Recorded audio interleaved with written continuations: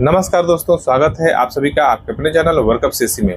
Friends, यदि आप retired हो चुके हैं और आपने पेंशन के लिए आवेदन भी कर दिया है, आपका पेंशन भी चालू हो गया है, लेकिन आपके पीएफ में अभी भी कुछ पैसे बाकी हैं और उसको उठाना चाहते हैं, तो उसके लिए क्या प्रोसेस है? उसके लिए पहला प्रोसेस है कि आपके ईपीएफ में आपका डेट ऑफ एग्जिट अपडेट होना चाहिए। और यह डेट ऑफ एग्जिट तभी अपडेट होगा जब आप जो है कंपनी छोड़ के कम से कम 2 महीना होगा तब।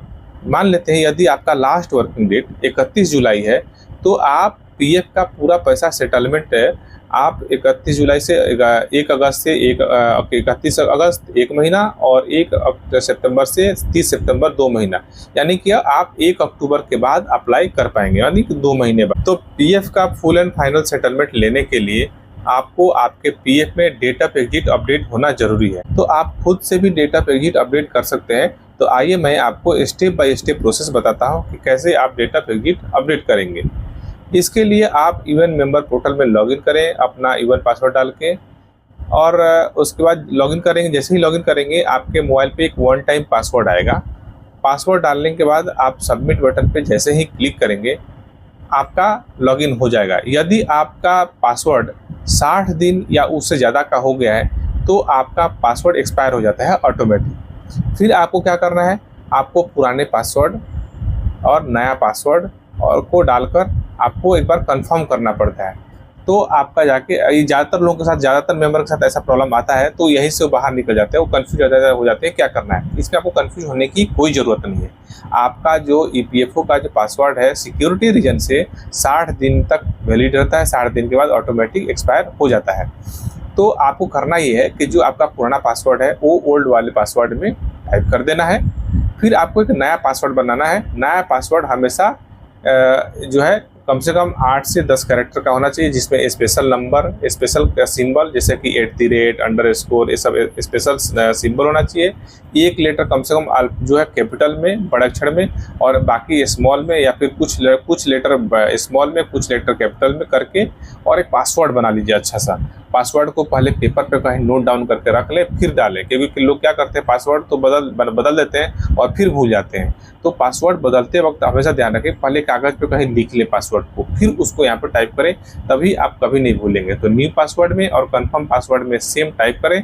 उसके बाद नए पासवर्ड रिसेट करने के लिए अपनी सहमति दे दें। सहमति देने के बाद गेट आधार ओटीपी वाले बटन पे क्लिक करेंगे तो आपके आधार बेस्ड मोबाइल नंबर, जो भी आधार में रजिस्टर्ड मोबाइल नंबर है, उस पर एक ओटीपी जाएगा। उस ओटीपी को यहाँ पे दर्ज करना है और चेंज पासवर्ड पे क्लिक करना है। ठीक है, आप पासवर्ड चेंज हो जाएगा और आप मैसेज आएगा password has been successfully change. फिर आपको यहाँ पे क्लिक करना है लॉगिन करने के लिए, और यहाँ पे लॉगिन का विंडो आ जाएगा आपको सामने। तो यहाँ पे आपको अपना पासवर्ड यूएन नंबर और पासवर्ड डाल के लॉगिन कर लेना है। लॉगिन करने के बाद क्योंकि आपको अपने पीएफ का पूरा पैसा निकालना है। आपने पेंशन के लिए तो अप्लाई कर दिया, आपका पेंशन भी चालू हो गया है, लेकिन पीएफ में जो पूरा पैसा बचा है उसको पूरा निकालना है। तो इसके लिए आपको सबसे पहले यह ज़रूरी है कि चेक करें कि आपके जो पीएफ में आपका डेट ऑफ एग्जिट अपडेट है या नहीं है। डेट ऑफ एग्जिट अपडेट नहीं होगा तो फॉर्म 19 जो भरते हैं फुल एंड फाइनल सेटलमेंट के लिए, वो फॉर्म 19 इनेबल ही नहीं होगा। तो व्यू में जाकर, सर्विस में जाकर, सर्विस हिस्ट्री में अपना सर्विस हिस्ट्री चेक करेंगे तो यहाँ पर देखेंगे कि date of exit of EPFO not available, अर्थात कंपनी ने आपका पीएफ में अभी डेट ऑफ एग्जिट नहीं डाला है, जबकि वहीं ईपीएस में आपका डेट ऑफ एग्जिट अपडेटेड है 17 अप्रैल 2023। यानी कि पेंशन में तो अपडेट हो गया आपका, जैसे 58 वर्ष पूरा हो गया आपका पेंशन में डेट ऑफ एग्जिट अपडेट हो गया, लेकिन पीएफ में अभी भी बाकी है। कारण क्योंकि आपका 2 महीना अभी पूरा नहीं हुआ है। जैसे ही 2 महीना होगा आपका कंपनी आपके पीएफ में automatic date of exit update कर देती है।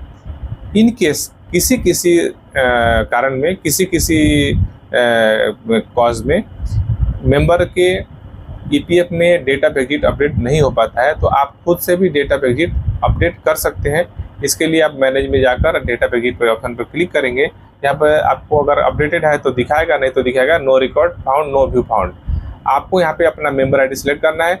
तो और सिलेक्ट करने के बाद अगर आपका जो है 2 महीना या उससे कम है, 2 महीने से कम है आपका डेट ऑफ एग्जिट, तो आपका डेटा एग्जिट अपडेट करने के लिए ऑप्शन नहीं देगा।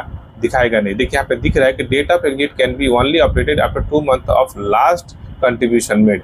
जो आपके कंपनी ने जब लास्ट कंट्रीब्यूशन पेमेंट किया है आपके पासबुक में, उसके बाद 2 महीने तक अगर कंपनी आपके पीएफ में पैसा जमा नहीं करता है तो जाके आप डेट ऑफ एग्जिट अपडेट कर सकते हैं। तो इनका पेंशन जो है पिछले महीने में अगस्त महीने में क्रेडिट हुआ है, अब इनका 2 महीने नहीं हुआ है, तो ये जो है अक्टूबर में जाकर अपडेट करेंगे तब जाकर होगा। वैसे जब ये फॉर्म भरने जाएंगे विड्रॉल के लिए तो देखिए क्या ऑप्शन दिखाई देता है। मैं यहाँ पे ऑनलाइन सर्विसेज में जाकर क्लेम ऑप्शन पे क्लिक करता हूँ, तो यहाँ पे बैंक अकाउंट नंबर वगैरह डिटेल्स डाल के, और जैसे ही मैं वेरीफाई बटन पे क्लिक करूंगा देखिए क्या ऑप्शन दिखाई देता है। क्या क्या एरर आ सकता है, जरा एक बार चेक करेंगे तब आपको पता चलेगा क्या दिक्कत आता है।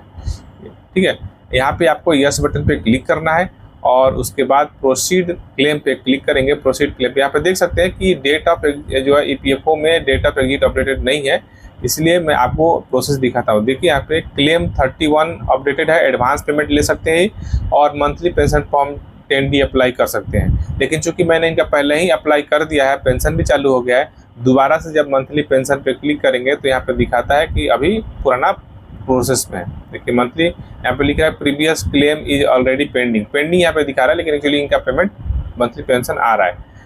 तो स्टेटस देखने के लिए क्लिक करें, यहाँ पे ऑप्शन दिखाई दे रहा है। तो आपको फॉर्म 19 यहाँ पे दिखाई नहीं दे रहा है, तो आप अप्लाई कैसे करेंगे पीएफ का पूरा पैसा उठाने के लिए?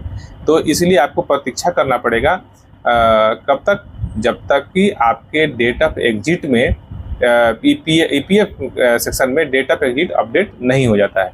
तो जैसे ही डेट ऑफ एग्जिट आपका अपडेट होगा, आप फॉर्म 19 यानी पीएफ के लिए फॉर्म 19 भर के आप पीएफ का पैसा ले सकते हैं। बस यहाँ तक सेम प्रोसेस होगा और इसके बाद आपको फॉर्म 19 सेलेक्ट करना है, एड्रेस डालना है, कैंसल चेक वगैरह कुछ अपलोड करने की जरूरत है नहीं, क्योंकि अब अभी कैंसल चेक वगैरह कुछ भी अपलोड करने की आवश्यकता नहीं है। पीएफओ जो है ई-केवाईसी के माध्यम से आपका बैंक अकाउंट नंबर डिटेल्स वगैरह ले लेता है वहीं से।